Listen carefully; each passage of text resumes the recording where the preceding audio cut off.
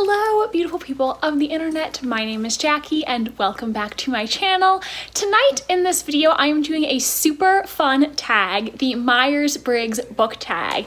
Now, this is a tag that was created by Jaded Reader and it is focused on your Myers-Briggs personality type. Now, if you have never taken the Myers-Briggs test, this has several different personality types and each one is dependent on certain traits.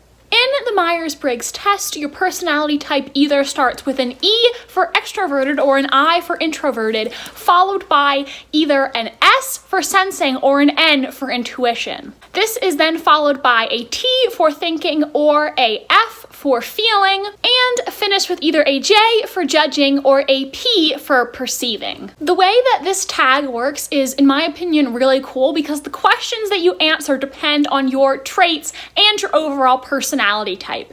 There are 16 different personality types possible with the Myers-Briggs, and my personality type is INFJ, also known as the advocate or the counselor. This is a very rare personality type because it has a lot of unique and sometimes seemingly contradictory traits. INFJs have a lot of creativity, imagination, sensitivity, and conviction, and though they are very strong-willed, they rarely do things for their own personal gain. In preparation for this video, I looked up some famous authors and some fictional book characters who have been classified as NFJs.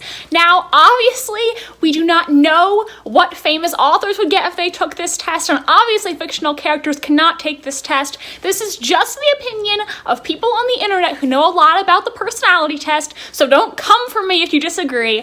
But some famous authors who can be considered INFJs include Nathaniel Hawthorne, Agatha Christie, Charlotte Bronte, and J.K. Rowling. And some famous book characters who may possibly be INFJs include Remus Lupin from the Harry Potter series, Rue from the Hunger Games, Jon Snow from the A Song of Ice and Fire series, and Atticus Finch from To Kill a Mockingbird. All characters that I really like, so I'm pretty happy to have the same personality type as them. So, since I am an INFJ, my first question is I, which stands for introvert. You can be outgoing, but you also need to relax with some quiet solitude. Where is your favorite place to read and unwind? And why is this little oasis where you choose to go? Personally, I really do like to read in my bed. I just think it is a very comfortable place to read.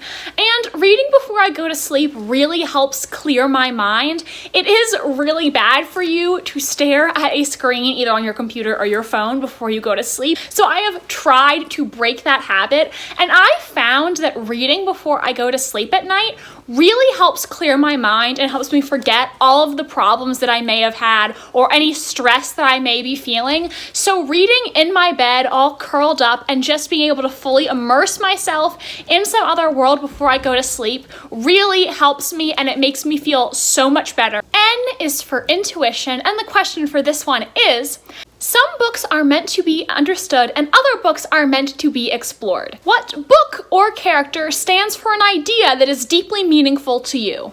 Well, something that I really care deeply about is social justice and equality. I especially love reading feminist books or books that focus on female protagonists. One book that I think of when I think of great feminist literature is The Handmaid's Tale by Margaret Atwood. However, if you want to talk about a specific character, I may have a little bit of recency bias here since I just read this book in January, but I really love Jane from Jane Eyre by Charlotte Bronte. What I love so much about Jane Eyre as a character is that she is a very strong-willed woman with a strong sense of morals, and nothing can make her compromise her beliefs. She will not compromise her values for anything or anyone. I also really like that Jane is not a conventionally attractive woman, but even though she is not beautiful according to societal standards, that doesn't mean that she is not valued and that she's not smart, and there's so many things that are more important than being conventionally attractive. And I feel like it's very rare that you see a female protagonist who is described in the text as not being pretty, yet she is still so compelling, and it really shows that there are more important things than beauty on the outside. It's beauty on the inside that really matters. The next question is F, which stands for feeling. Not everything needs to be realistic. What is fun about a world with limits? Which fantasy world do you find so atmospheric that you slip inside and you never want to leave? Now, I have not read a whole lot of fantasy fiction, and the fantasy and dystopian works that I have read, a lot of them have a cool world, but I wouldn't actually want to live in them. For example, I love the A Song of Ice and Fire series, and I love reading about Westeros, but would I actually want to live in a war-torn, medieval-esque fantasy world where I may possibly be sexually assaulted or beheaded? Not really. Or The Hunger Games, for instance, which I loved when I was younger. I don't think I would want to live in that kind of world, as great as the books are. However, the answer that I think I am going to go with for this question is the Wizarding World from the Harry Potter series. I am a Harry Potter newbie. I have only read the first 3 books, but I will say that in those 3 books that I have read, my favorite thing about the series so far is the world and the magic. It feels so amazing and like a place I really would want to explore, and I would love to go to Hogwarts and to have magical powers. That would be a dream come true for anyone, I think. J is for judging.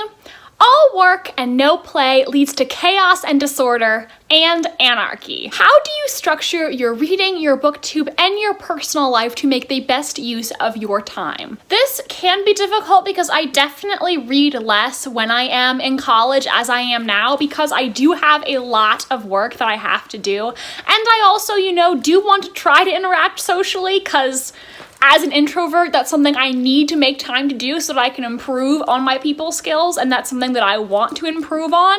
So I really think time management is important. I try not to put things off and to prioritize. If there is something that I really need to do soon, I'm going to tackle it as soon as possible instead of procrastinating and stressing about it later. But at the same time, I also make sure not to be too hard on myself. I do take breaks, and when I am productive, I reward myself by allowing myself to do something fun, like reading or watching television. As for my booktube, I make sure to plan my videos out ahead of time. I write down the notes that I need when I'm filming. I film the videos several days before I post them. I edit them at least the day before, and then I upload them on Mondays. That way I am not rushing to get the video uploaded all in one day when I have other things that I probably need to be doing. Now, the last question is the INFJ question, my personality type.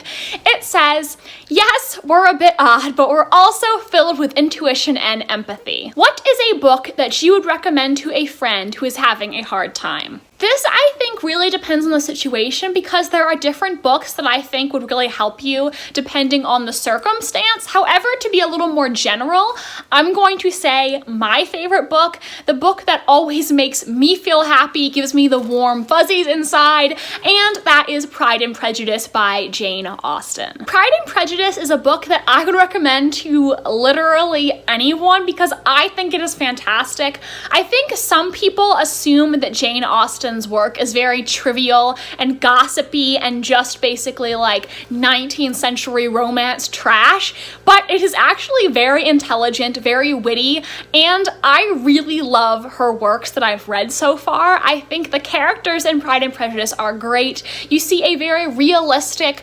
relationship between Elizabeth Bennet and Mr. Darcy, and I think the story and the characters are very, very memorable. I also personally really love how Elizabeth and Darcy have the hate to love trope going on, and that even though they get off to a rocky start, you really see in their relationship that they admire and respect each other by the end, and that's so important because I think that relationships in literature and in real life should be based on a mutual respect. So guys, that is the Myers-Briggs book tag. I hope you guys like this video. If you have taken the Myers-Briggs personality test before, what personality type did you get? And if you haven't taken it and you're interested, I will link it in the description. So please let me know what your type is if you are a fellow INFJ like me.